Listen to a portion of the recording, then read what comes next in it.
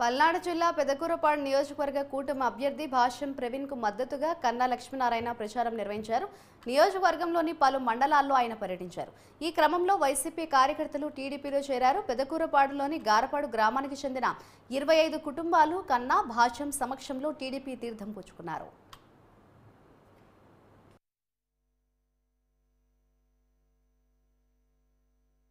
అధికారంలోకి వస్తే రాజశేఖర రెడ్డిని మరిపిస్తానని చెప్పేసి వస్తే ప్రజలు నిజమే అనుకున్నారు, ఒక ఛాన్స్ అని చెప్పేసి.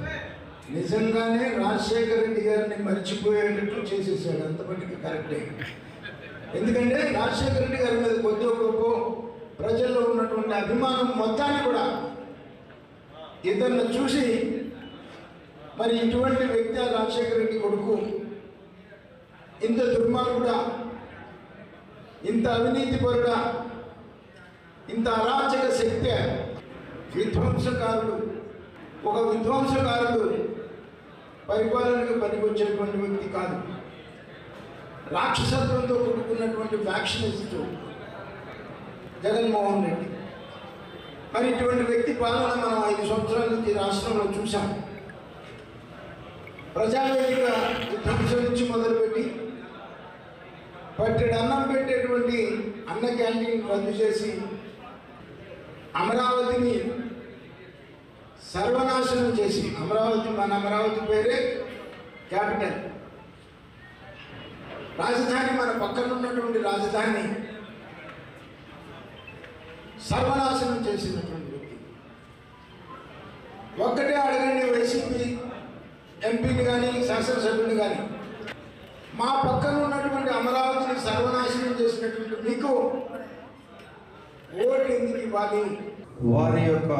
వారితో సన్నిహితంగా ఉన్న కొంతమంది వ్యక్తులకి నన్ను పరిచయం చేయడానికి, నన్ను ఆశీర్వదించడానికి వచ్చిన కన్నా గారికి నా యొక్క కృతజ్ఞతలు. కన్నా లక్ష్మీనారాయణ గారిని గతంలో 4 సార్లు వరుసగా ఆశీర్వదించి గెలిపించిన ఆశీర్వదించాలని కోరుకుంటున్నాను. అట్లానే కన్నా గారు మిమ్మల్ని ఎట్లా చూసుకున్నారో నేను కూడా అంతే విధంగా మిమ్మల్ని చూసుకోగలనని ఈ సందర్భంగా తెలియజేస్తాను. ఈ నియోజకవర్గంలో దాదాపు అన్ని వర్గాల ప్రజలు, కుల మతాలతో సంబంధం లేకుండా అన్ని వర్గాల ప్రజలు కన్నా గారికి అండగా నిలిచారు. ఆయన కూడా అందరినీ అట్లానే చూసుకోవడం జరిగింది. అందరూ చెప్తుంటారు, ఎక్కడికి పోయినా అర్ధరాత్రి అయినా అపరాత్రి అయినా ఎనీ టైం ఫోన్ చేసినా మాట్లాడతారంటే, ఎప్పుడన్నా ఫోన్ మాట్లాడలేని పరిస్థితుల్లో మళ్ళీ వెంటనే 5 నిమిషాల్లో ఆయన దగ్గర నుంచి ఫోన్ వస్తుంది. ఎటువంటి పని ఉన్నా స్పాట్లో ఆఫీసర్స్కి ఫోన్ చేసి చెప్పి తర్వాత పని అయిందా లేదా అని కూడా ఫాలోఅప్ చేస్తారని ఎంతో గొప్పగా చెప్తుంటారు సార్ గురించి. ఆయన దగ్గర నుంచి నేర్చుకోవాల్సిన మంచి లక్షణం మాకు అది.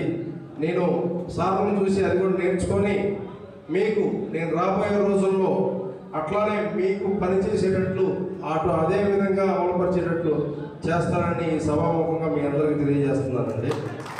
వారితో సన్నిహితంగా ఉన్న